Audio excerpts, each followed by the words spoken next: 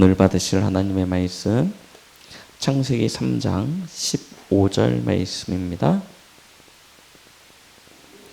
창세기 3장 15절 우리 한 절을 같이 함께 한 목소리로 합독하도록 하겠습니다. 같이 읽습니다. 내가 너로 여자와 원수가 되게 하고 내 후손도 여자의 후손과 원수가 되게 하리니 여자의 후손은 내 머리를 상하게 할 것이요 너는 그의 발꿈치를 상하게 할 것이니라 하시고. 아멘.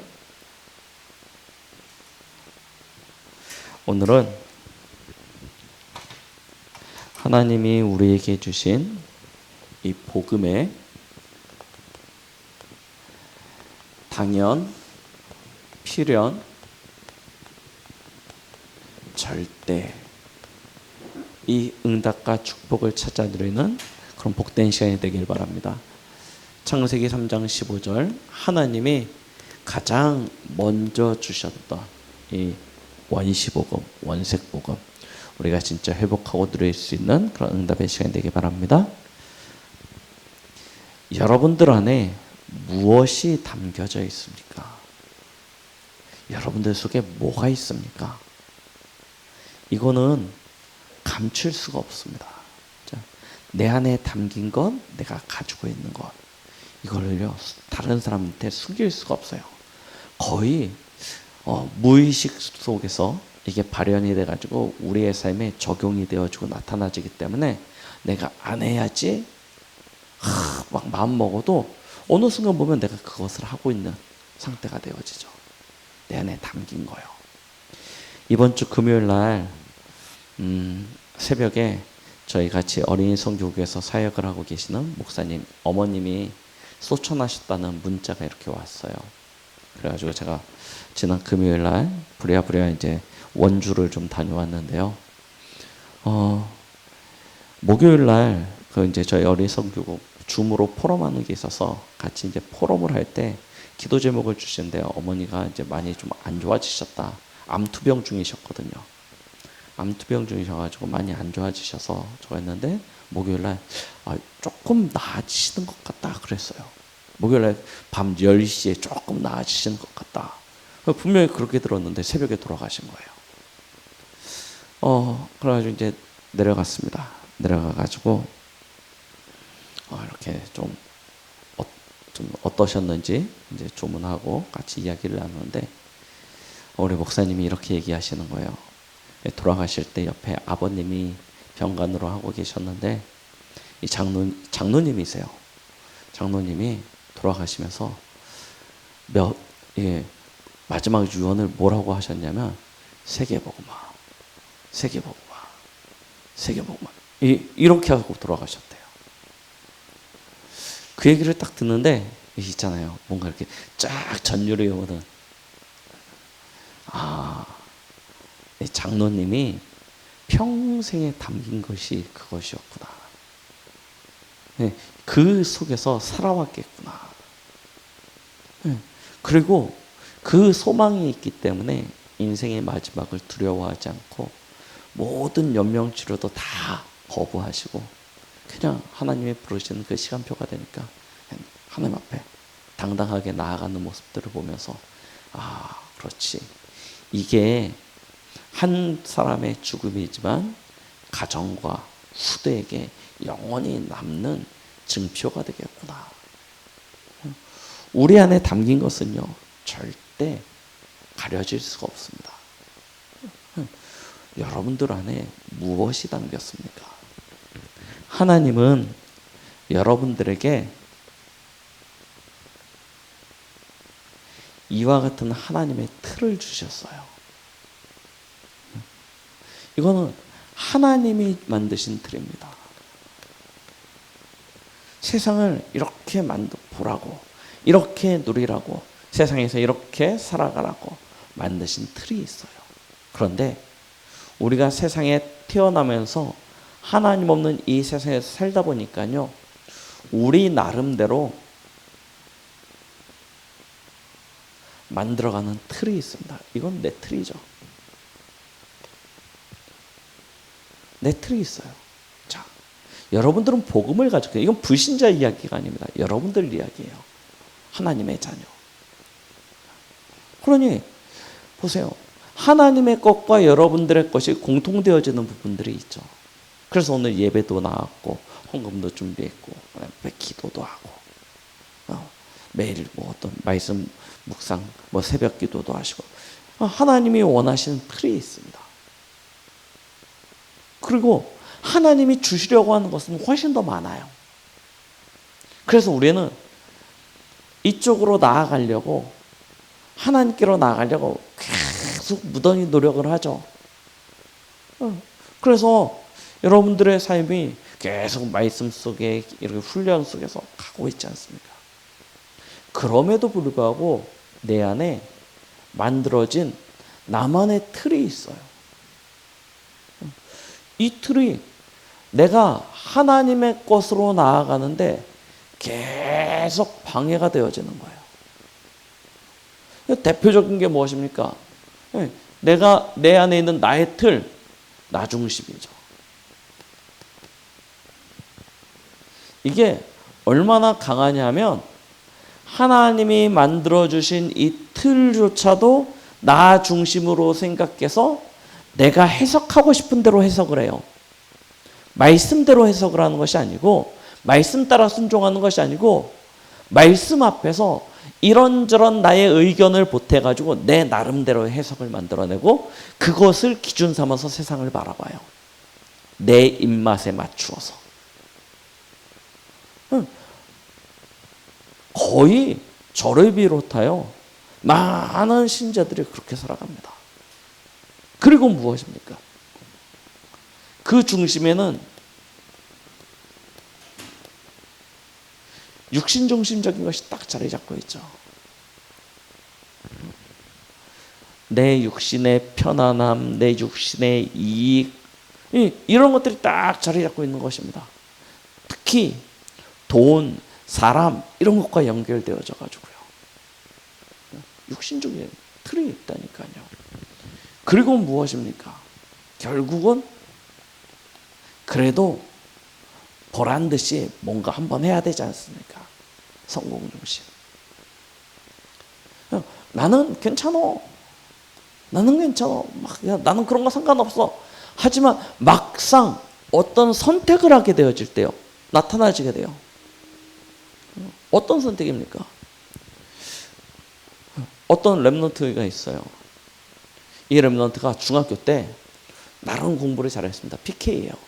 네, 저희 교회가 아니고 다른 교회 PK인데 저랑 친한 목사님 아들인데 중학교 때 나름 학교에서 공부를 되게 잘했어요.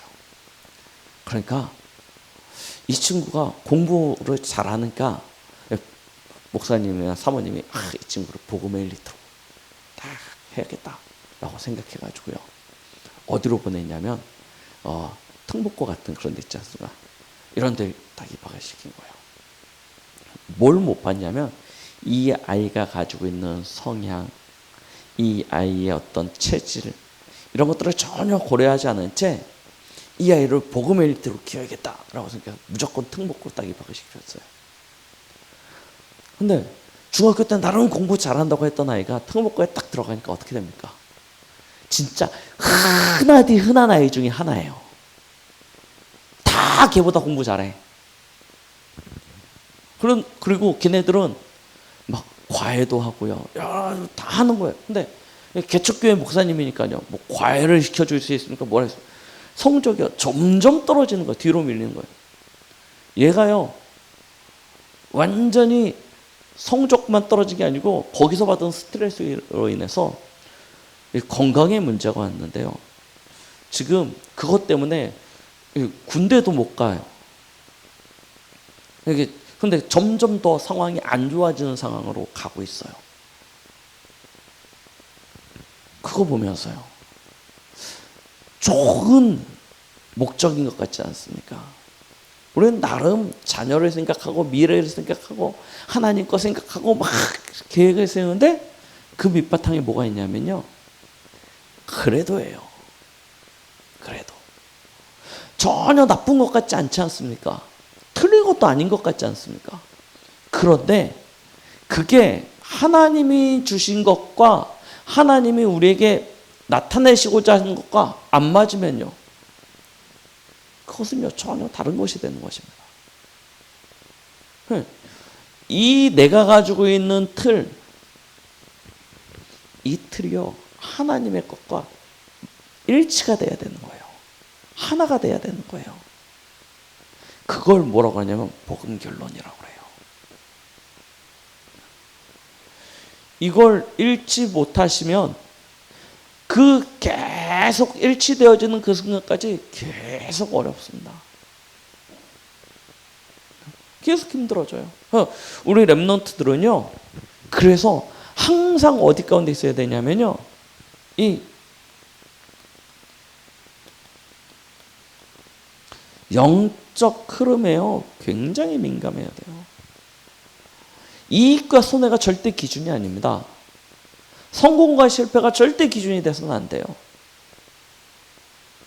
뭐가 기준이 돼야 되냐면 내가 지금 가는 그 길이, 내가 서 있는 그곳이 하나님의 말씀이, 하나님의 뜻과 계획이, 하나님의 소원이 담긴 곳인지, 그것이 성취되어지는 것인지, 이게요 너무 중요한 것입니다. 하나님의 것이 발견되어지면 노예로 가고 포로로 가고 속국으로 가도 괜찮다니까요. 그런데 발견되어지지 않으면 왕이 되고 총리가 되고 뭐 대그룹 회장이 돼도 결국은요 다 무너지게 되어져 있어요. 그래서 하나님의 것을 가지고 우리 인생이 편집, 설계, 디자인돼야 된다는 것입니다. 그 기준이 무엇이냐면 복음의 당연, 필연, 절대예요. 그걸 찾아 누리시는 은혜가 있길 바랍니다.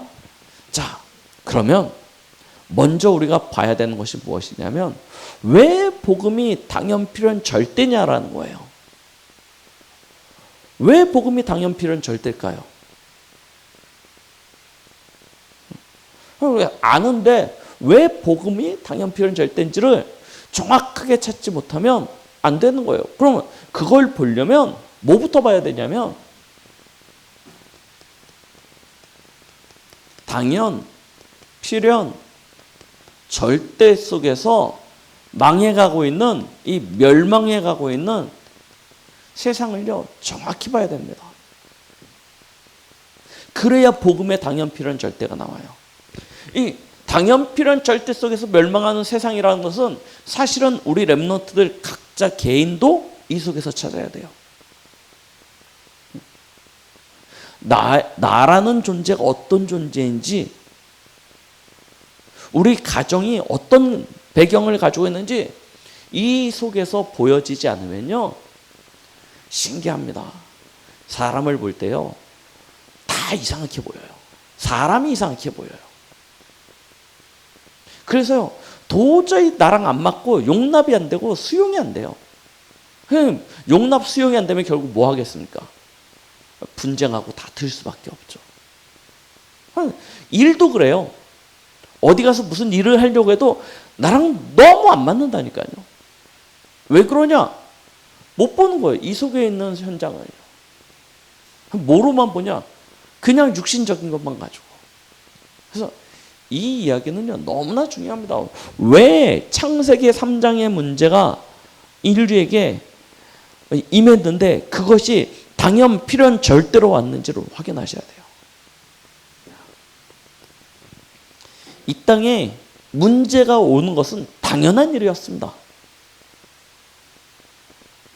왜 그렇습니까? 언약을 잃어버린 아담과 하와였습니다. 언약을 놓쳐버렸다니까요. 이게 언제 터질지 모르지만 반드시 터질 수밖에 없었던 일인 거예요. 괜찮아 보였지만, 에덴 동산에서 잘 살고 있었던 것 같았지만 실제로는 어느 순간에는 반드시 터질 수밖에 없는 일, 그것으로 보여야 돼요. 여러분, 가정이 잘 사는 것 같습니까? 우리 남편 괜찮은 것 같습니까? 우리 부모님 괜찮은 것 같습니까? 언제 터진다니까요. 당연히. 성경은 이렇게 이야기하고 있잖아요. 창세기 1장 27절로 28절, 우리 지난주 말씀이죠. 인간은 하나님과 함께 해야지 행복한 존재로 창조되어졌다는 거예요. 그 하나님과 함께하는 절대 조건이 무엇이었냐면 창세기 2장 17절이에요. 선악을 알게 하는 나무의 열매는 먹지 말라. 먹는 날에는 정령 죽으리라. 자, 그런데요. 창세기 3장 2절로 3절에 하와가 뱀에게 하는 대답이죠. 뭐라고 대답을 합니까? 하나님은 먹는 날에는 정령 죽으리라 라고 말을 했습니다. 그런데 하와는 죽을까 하노라 라고 대답을 하죠. 자, 비슷한 것 같지만 전혀 다른 것입니다. 유사한 것 같지만 전혀 다른 거예요. 복음은요, 흉내내서 되는 것이 아닙니다. 복음은요, 하나예요. 정확해야 됩니다. 분명히 정령 죽으리라 하셨어요. 그러면 죽는 겁니다. 거기에 1% 하나님이 혹시 봐줄지도 몰라서 죽을까 하노라 하는 그 순간 실패한다니까요. 그래서 하나님은 오직 유일성 재창조입니다. 다른 것으로 오지 않아요. 자, 이때 사단이 찾아와가지고 아담과 하와를 유혹하지 않습니까? 그 사단의 말을 잘 들어보십시오. 하와가 죽을까 하노라 라고 대답을 하니까 사단이 뭐라고 이야기합니까? 그 즉시 결코 죽지 아니하리라. 결코 죽지 않는데요. 이미 틈이 열렸다니까요.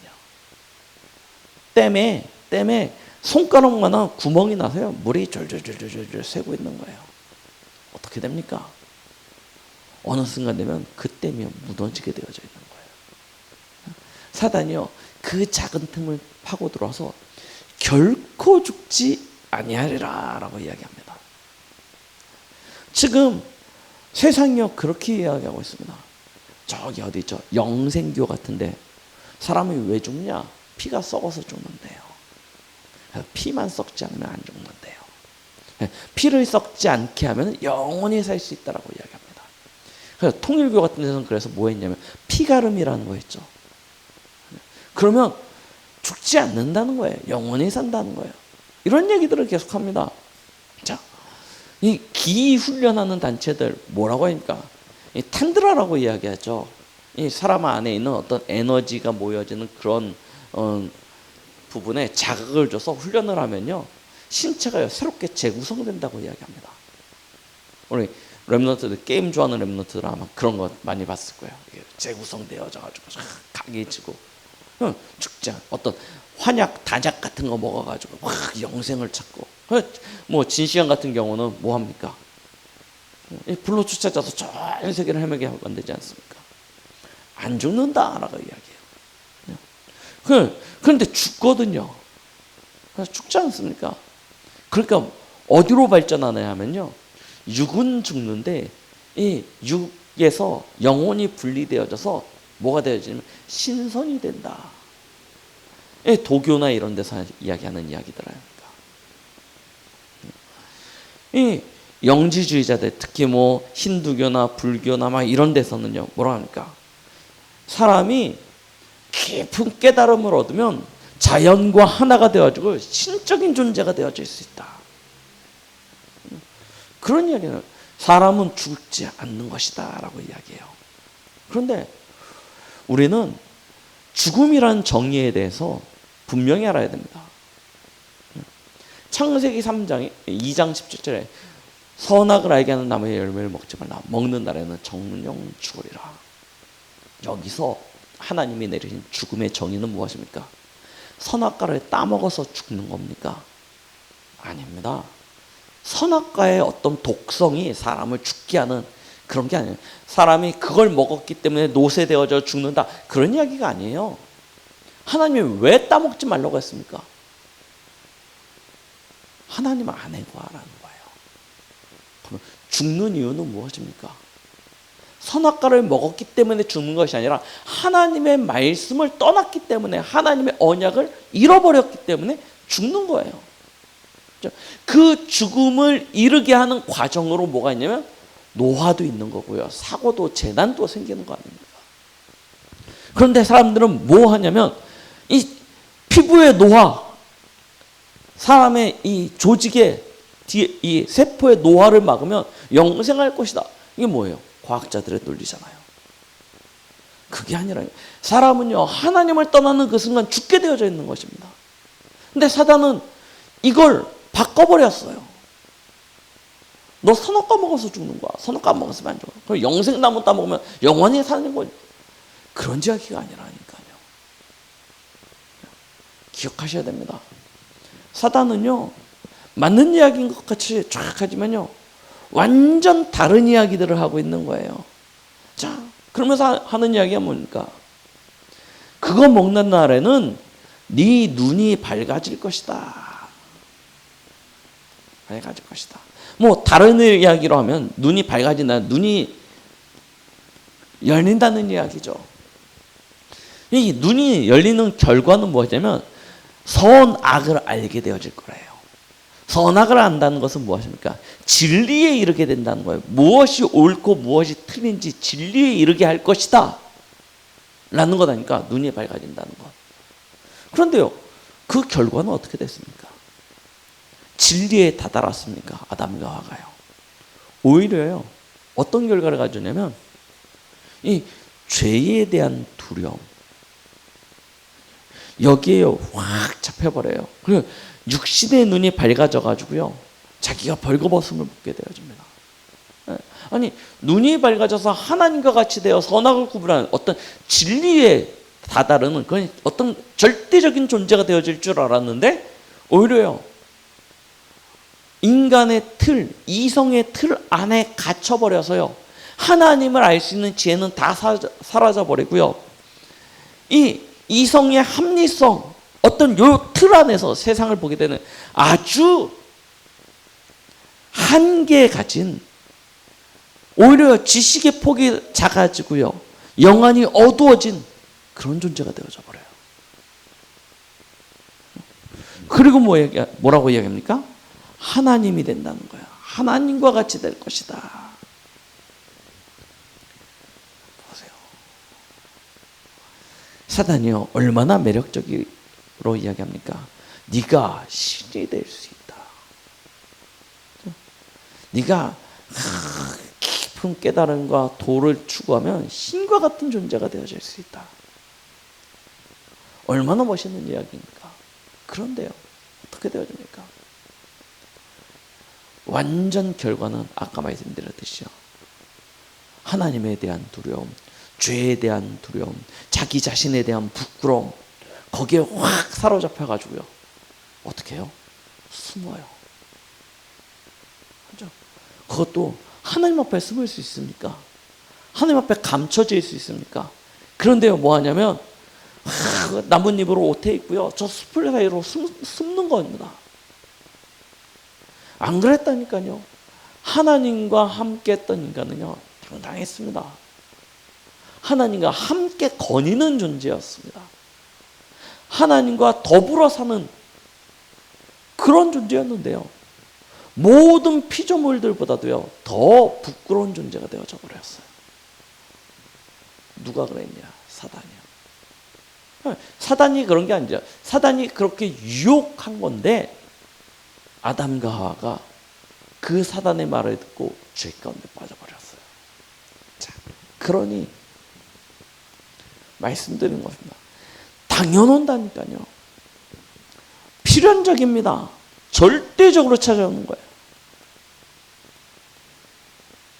빠질 수밖에 없죠. 사단이 만들어놓은 이 12가지 함정틀 골목, 이 멸망의 상태, 눕혀버릴 수밖에 없는 것입니다. 이 창세기 3장의 이야기가 신화처럼 들려진다. 그러면요, 이미 그 인생은요, 실패하는 인생이 되는 것입니다.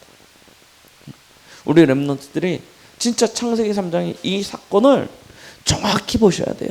왜 복음이어야만 하냐? 복음 밖에 있으니까 당연필은 절대로 멸망의 상태가 임해버리는 거예요. 그러니 우리 렘넌트들은요, 진짜 자기 자신에 대해서 영적으로 깨어 있어야 됩니다.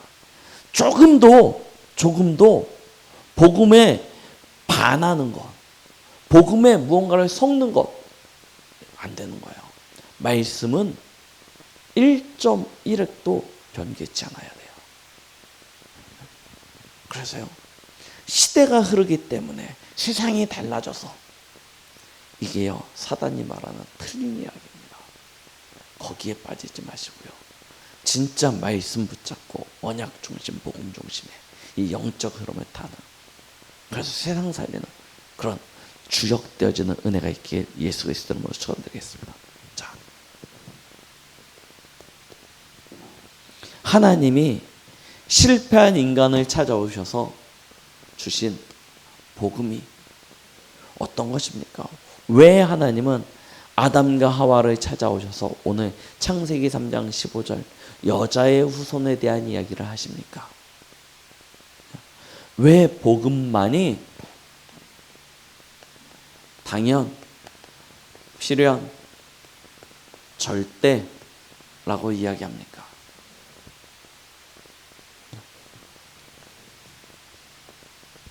세상 문제가 당연한 문제로부터 왔기 때문입니다. 그래서요, 우리는 복음의 당연성입니다. 왜 꼭 복음이냐? 복음일 수밖에 없다니까요. 예수일 수밖에 없다니까요.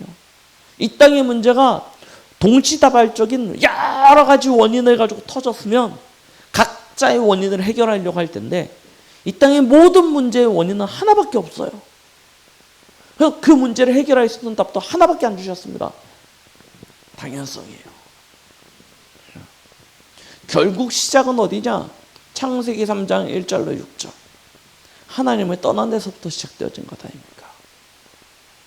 그 죄로 말미암아 사람은 하나님의 영광에 이르지 못하게 되어지고, 하나님의 영광에 이르지 못하니 하나님이 주신 모든 축복들이 단절되어지고 저주와 재앙 가운데 빠지게 될 수밖에 없는 것이고요. 거기에 인간을 속였던 사단이 모든 인간의 아비가 되어져서요, 모든 영혼들을 자기의 손 안에 움켜잡은 것 아닙니까? 이게 이 땅의 문제의 시작이에요. 그래서 복음은요, 오직입니다. 당연성이에요. 하나님은 이런 인간을 찾아오셔서 창세기 3장 15절 여자의 후손의 약속을 주신 것입니다. 바로 마태복음 16장 16절 예수 그리스도, 이 복음을 설명하신 것이죠. 여자의 후손으로 오실 그리스도 예수께서 이 땅에 오셔서 사단의 머리를 박살내버릴 것이다. 보세요. 이 그리스도의 언약을 주신 거예요.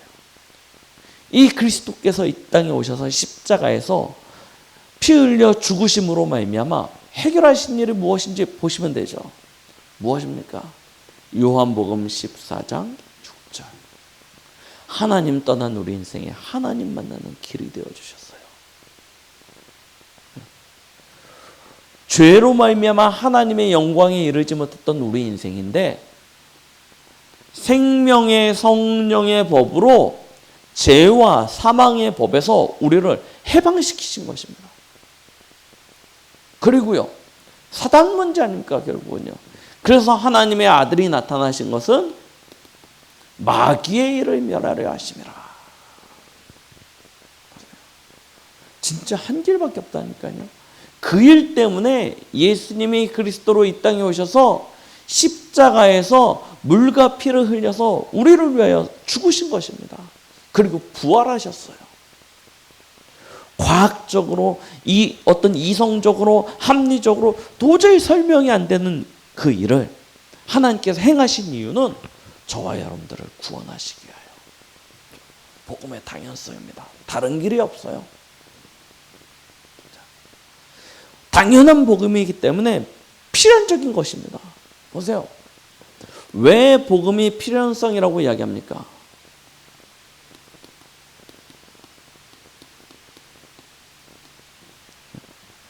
창세기 3장의 이 문제가 필연적으로 가져온 결과가 있기 때문입니다. 그것이 무엇입니까? 사람이요, 나 중심, 육신 중심, 이 성공 중심의 거짓된 틀, 사단이 만들어놓은 그 함정에 빠져버렸어요. 하나님 떠나는 그 순간 하나님의 축복이 잃어버리니 내가 내 인생을 책임져야 되고 육신 중심으로 돈 추구하고 성공 추구할 수밖에 없는 인생이 되어진 것입니다. 필연적인 결과예요. 보호자의 축복이 다 끊어져 버렸다니까요. 그러니까 땅에서 땀 흘리고 수고하고 노력하고, 남자들은 종일종일 수고해야 되고 거기에 여자들은 더하여서요 해산의 수고까지 겪어야 되는 것이고요. 땅은 저주를 받아서 가시덤불과 엉겅퀴를 내서 사람의 수고를 계속 더하게 만들어져. 그러니 거기 땅에서 얻어지는 그 결실이 얼마나 소중합니까?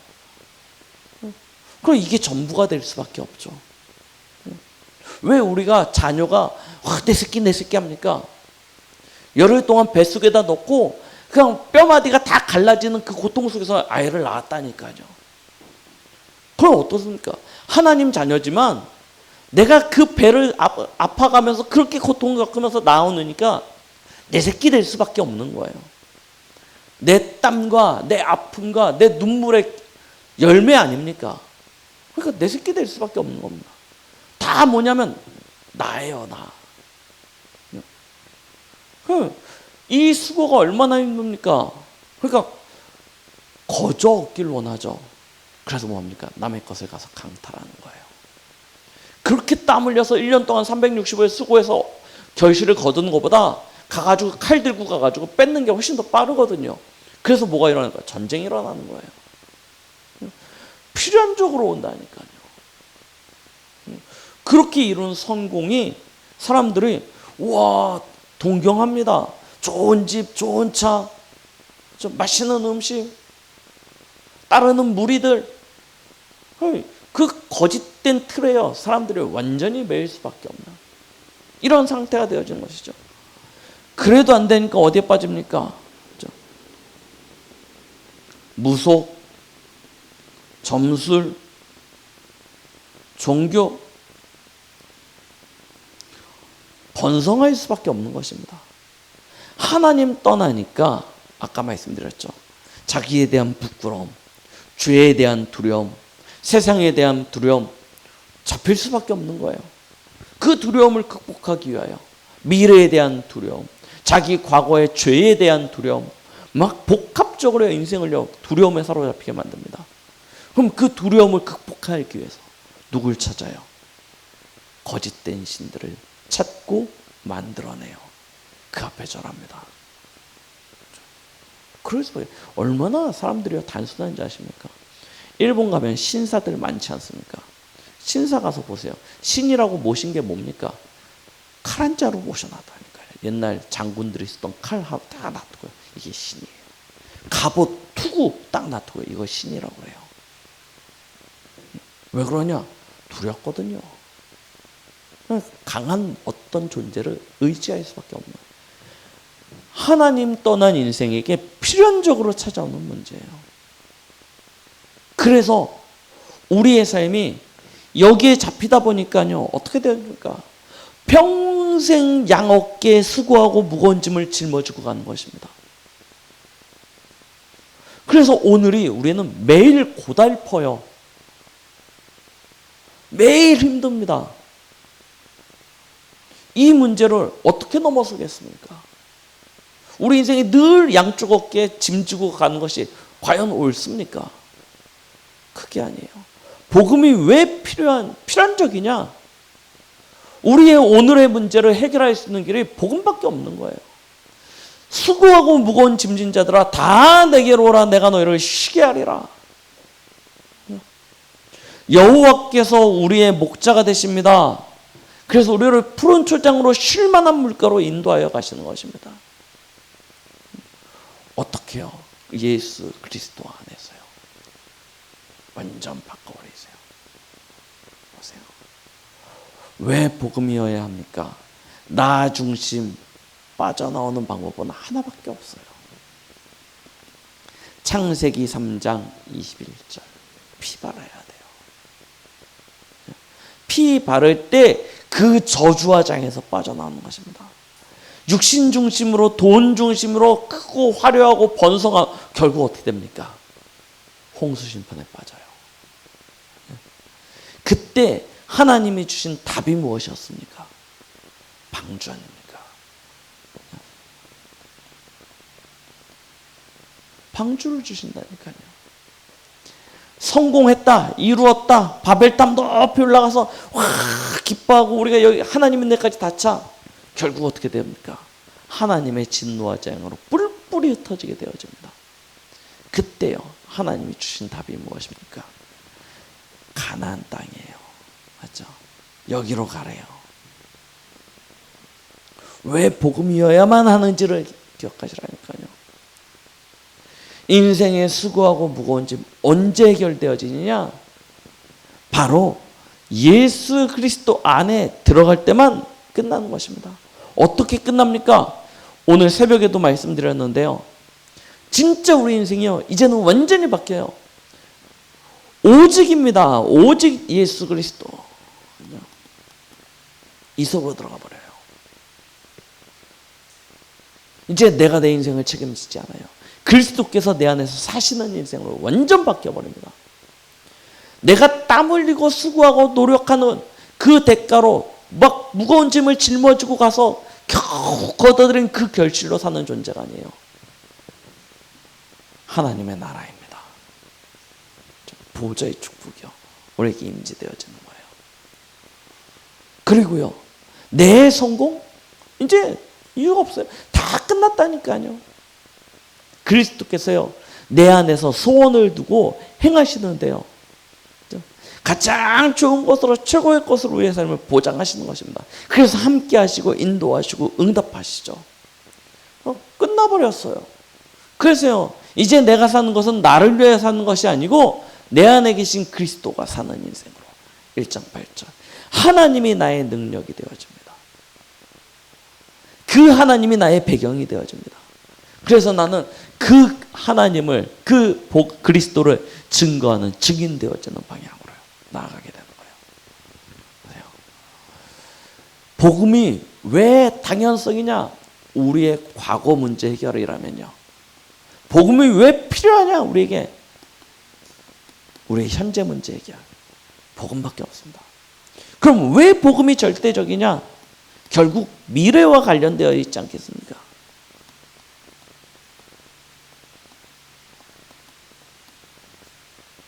미래와 관련되어져 있다니까요.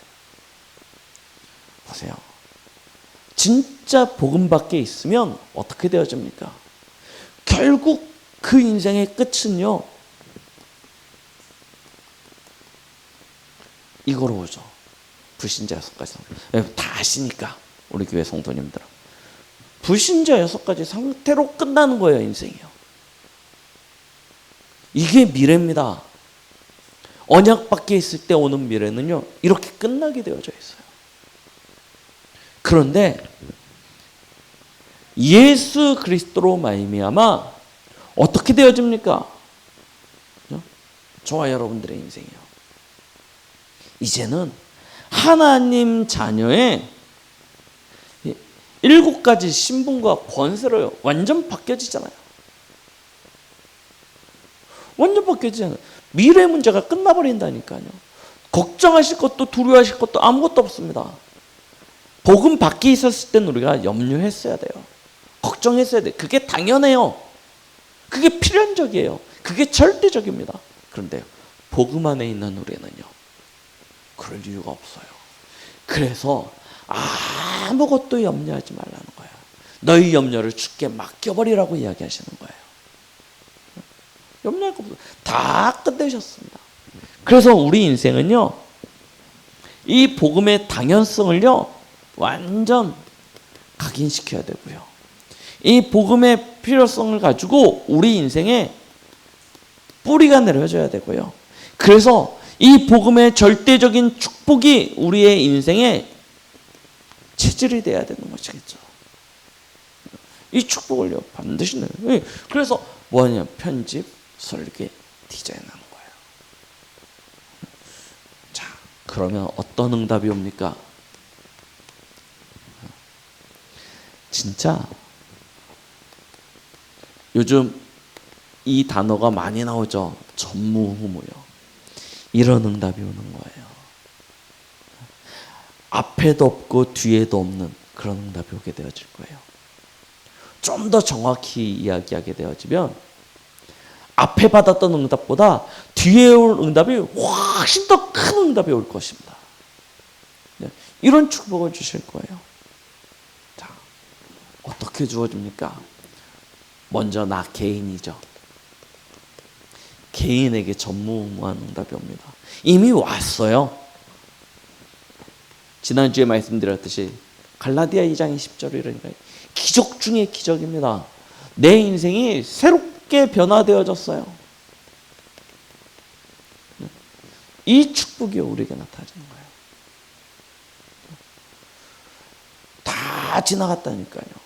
예수 그리스도께서 내 안에 사시는 인생으로. 그러니요, 그리스도께서 내 안에 사시니 당연히 오는 축복이 무엇입니까? 보좌의 축복이 옵니다. 어떻게 해요?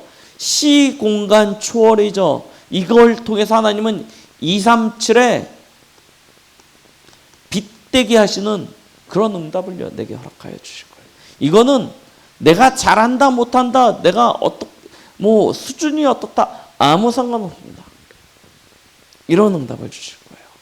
보호자에 예비되어진 축복이 나타나는데 시공간을 초월하여 237 살리는 응답을 해요. 내 개인에게요. 이런 축복이 나타나요. 증거가 뭐냐? 창세기 12장 1절로 3절에 네가 복이 될지라. 네가 복이 될지라. 우리가 참 안타깝게도요, 어렸을 때는